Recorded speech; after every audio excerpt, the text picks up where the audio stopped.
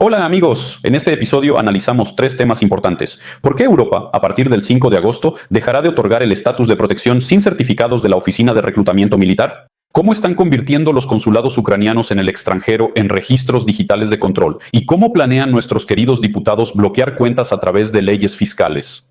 Analizamos esta lógica paso a paso. Por favor, denle like, suscríbanse al canal y revisen sus campanitas, si saben a lo que me refiero. Amigos, muchísimas gracias a todos los que no escatiman. Estas acciones sencillas toman solo 2 segundos. Gracias por el apoyo. Ahora, vamos al grano. Llegó una noticia fresquísima directamente desde los despachos de Bruselas. El Consejo de la Unión Europea emitió una decisión que, a partir del 5 de agosto, pongan atención al calendario, de este año entra en vigor en toda Europa. Por un lado, es un gesto bonito y una muestra de cuidado. Sí, el estatus de protección temporal para los ucranianos se extendió hasta marzo de 2028. Pero, como siempre, todo lo más interesante está escondido en la letra pequeña. Y en la letra pequeña tenemos nuevas condiciones para los hombres ucranianos en edad de servicio militar. Bueno, vamos a analizar esta combinación diplomática paso a paso. Primer punto. El látigo de Bruselas y Reserve Plus de registro militar. Así es. Entonces, a partir de ahora, cualquier hombre en edad de servicio militar que llegue a la Unión Europea y decida solicitar por primera vez protección temporal o reunificación familiar, se topará con una pared burocrática impenetrable. Para obtener documentos, estatus y acceso a los beneficios sociales europeos, ahora, querido amigo, tendrás que presentar pruebas de que has cumplido completamente con tus deberes militares ante el Estado ucraniano. En la práctica, hay que mostrar un extracto de la aplicación Reserve Plus o el documento correspondiente del Centro de Reclutamiento Militar. Si no tienes ese documento, bueno, sin él tampoco hay protección. Sin embargo, la Unión Europea hizo una salvedad de inmediato. A quienes ya se encuentran en la Unión Europea con un estatus vigente y lo renuevan de manera continua, estas novedades no les afectan. Yo agregaría, por ahora no les afectan. A ellos les pondrán la visa para 2028, bueno, al parecer, sin el certificado de la oficina de reclutamiento. Bueno, o no en todos lados, claro, las ponen. Según yo, en Inglaterra sí las ponen. Pero bueno.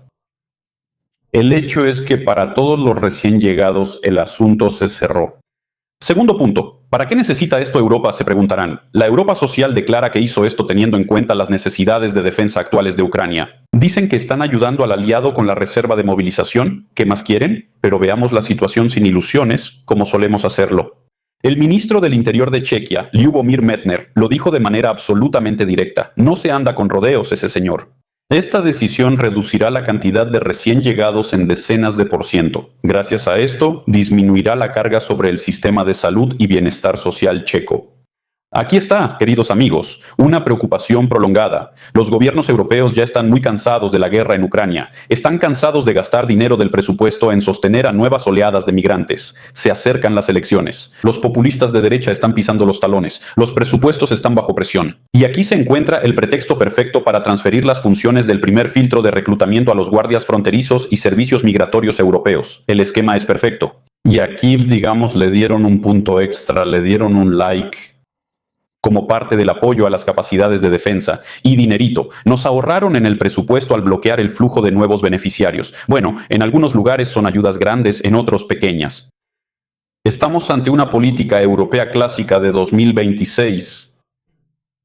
Por un lado, escuchamos palabras rimbombantes sobre el humanismo, sobre la extensión de la protección hasta 2028. Por otro lado, hay un cálculo pragmático, donde los problemas de movilización en un país se aprovechan hábilmente para tapar los huecos en los presupuestos sociales de otros países. Nada personal, disculpen, queridos ucranianos, no se ofendan. Es solo un cálculo burocrático frío. Así es, esa es la querida solidaridad europea.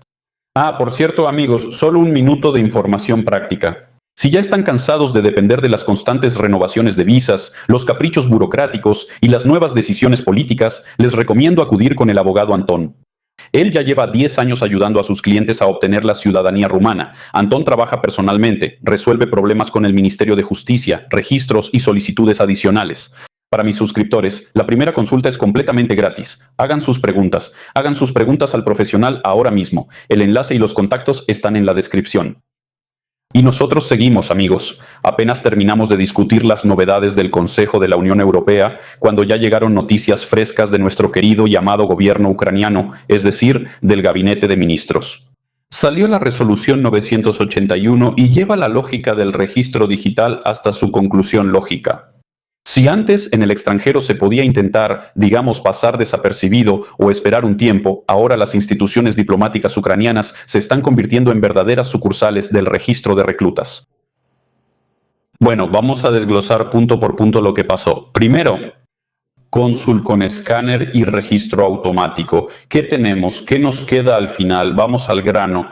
A los hombres ucranianos de 18 a 60 años en el extranjero, ahora se les ha cerrado cualquier acceso a los servicios consulares.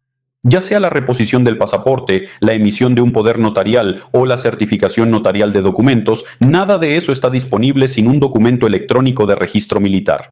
El esquema de trabajo del cónsul es sumamente sencillo y automatizado. El ciudadano llega a la embajada, o mejor dicho, al consulado, y muestra el documento electrónico. El cónsul, a través del sistema e-cónsul, en tiempo real, hace una solicitud al registro estatal único de personas sujetas al servicio militar. El documento no es válido, el documento no existe, te niegan el servicio ahí mismo, querido amigo. Pero lo más interesante es el punto sobre el registro automático. Si el ciudadano no estaba antes en el registro, por ejemplo, se fue hace mucho tiempo, no tuvo tiempo de registrarse, o hay otras razones, y apenas ahora acudió al consulado. Entonces, al intentar hacer cualquier documento en el extranjero, el sistema lo detecta de inmediato y lo registra automáticamente. Y esto sin necesidad de ninguna comisión médico-militar. Dios mío, ¿para qué es esto? ¿Para qué estos, digamos, detalles innecesarios? La persona estaba en el extranjero como si fuera invisible. El Estado, digamos, no se acordaba de él. Pero pasó a ser un registro completo en la base de datos con un solo clic del cónsul, o de una persona especialmente capacitada. El segundo punto. Trampa digital. ¿Cómo se ve esto desde el punto de vista de la gestión de los procesos estatales? El liderazgo ucraniano se enfrentó a un problema comprensible. Millones de ciudadanos están fuera del país y es imposible alcanzarlos con métodos tradicionales. Por eso se utilizó una herramienta ante la cual el ser humano moderno es absolutamente impotente. Alienación administrativa por pasaporte. El pasaporte extranjero de una persona no es eterno, por cierto. El mío es válido hasta 2031. Sí. Tarde o temprano, el pasaporte vence, se pierde el documento, nacen hijos, se necesita emitir un poder para los bienes en la patria, en la tierra natal, y para recibir este servicio elemental de su propio gobierno, el ciudadano se ve obligado a entregar voluntariamente sus datos digitales, su información al registro digital. Y así se forma un círculo vicioso. La Unión Europea, desde el 5 de agosto, exige documentos del Centro Territorial de Reclutamiento para otorgar el estatus de protección. Y el Estado ucraniano solo brinda servicios consulares de pasaportes si tienes ese mismo registro electrónico. Y aquí tenemos una demostración clásica de cómo la burocracia electrónica moderna anula cualquier intento de escapar del control estatal simplemente mudándose a otro lugar. Digamos que puedes irte a miles de kilómetros. ¿Se puede? Por supuesto que se puede. Pero si tus pasaportes y licencias dependen de un solo botón en una base de datos, el sistema igual te va a encontrar y te va a contar.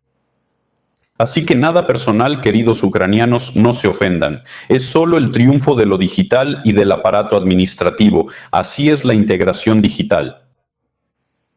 ¿Qué más llamó mi atención? El gracias a Dios ya ex diputado popular Dmitry Mikisha hizo una suposición bastante reveladora. Bueno, hablemos finalmente de esa suposición. Las normas sobre el bloqueo bancario, el bloqueo de cuentas para los evasores del reclutamiento, y pueden aparecer de manera completamente inesperada. Por ejemplo, pueden estar integradas en el proyecto de ley del Ministerio de Finanzas sobre las directivas fiscales de la Unión Europea en algún lugar entre la primera y la segunda lectura.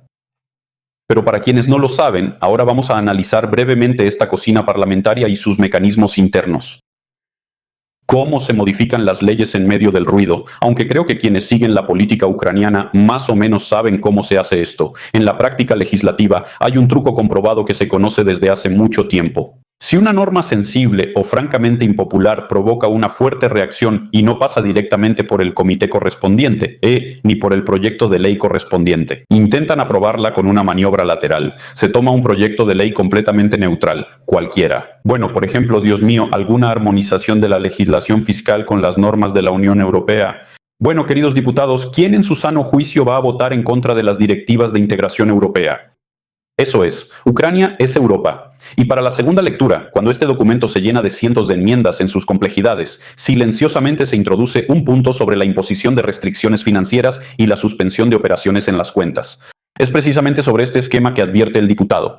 El proyecto parece ser sobre impuestos y estándares de la Unión Europea, pero al final resultará ser una palanca financiera efectiva para influir en los queridos ciudadanos. El segundo punto.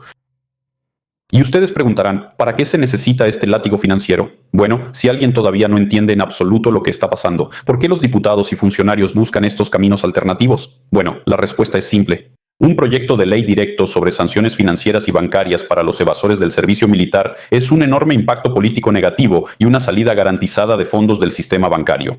Porque, bueno, la gente simplemente empezaría a retirar efectivo en masa, a cerrar cuentas. Por eso las autoridades, por supuesto, temen presentarlo como un proyecto aparte y muy sonado. Por otro lado, la maquinaria estatal necesita urgentemente herramientas de coerción. Una citación a través de una aplicación o la entrega personal ya no sorprende a nadie, pero una tarjeta bancaria bloqueada es una herramienta bastante conveniente. Una herramienta con la que una persona moderna se encuentra a cada rato. Porque sin la tarjeta es imposible pagar los alimentos, no puedes pagar el transporte, los servicios públicos, la renta y así sucesivamente. En resumen, amigos, tenemos ante nosotros un ejemplo claro de cómo funciona la máquina legislativa moderna. Cuando la presión directa encuentra resistencia, entonces entra en juego el malabarismo parlamentario. Y las leyes fiscales especializadas se convierten en una herramienta universal de presión administrativa. Prohibir, restringir, bloquear y todo esto, por supuesto, bajo el pretexto de cumplir con las directivas europeas. No es que seamos unos caníbales, es solo que nuestros socios de la Unión Europea quieren que implementemos su legislación. ¿Qué les pasa, chicos? Los queremos. Así es la magia parlamentaria. Amigos, esas son las noticias. Les recuerdo, para quienes estén interesados en la ciudadanía de algún país de la Unión Europea, el enlace está en la descripción. Escríbanme. Por el momento eso es todo. Cuídense a ustedes y a sus seres queridos. Saludos a todos, a toda la clase trabajadora. Taxistas, traileros, carpinteros, informáticos, en fin, absolutamente a todos. Pero si no mencioné su profesión, por favor escríbanla en los comentarios. Denise, te olvidaste de los pintores, te olvidaste de los yeseros. Así que también les mando saludos a ustedes. Y también escriban su ciudad si no es un secreto. ¿Desde dónde nos ven? Me encanta la geografía. Bueno, amigos, por ahora eso es todo. Cuídense a ustedes y a sus seres queridos, denle like y dejen sus comentarios. Hasta la próxima.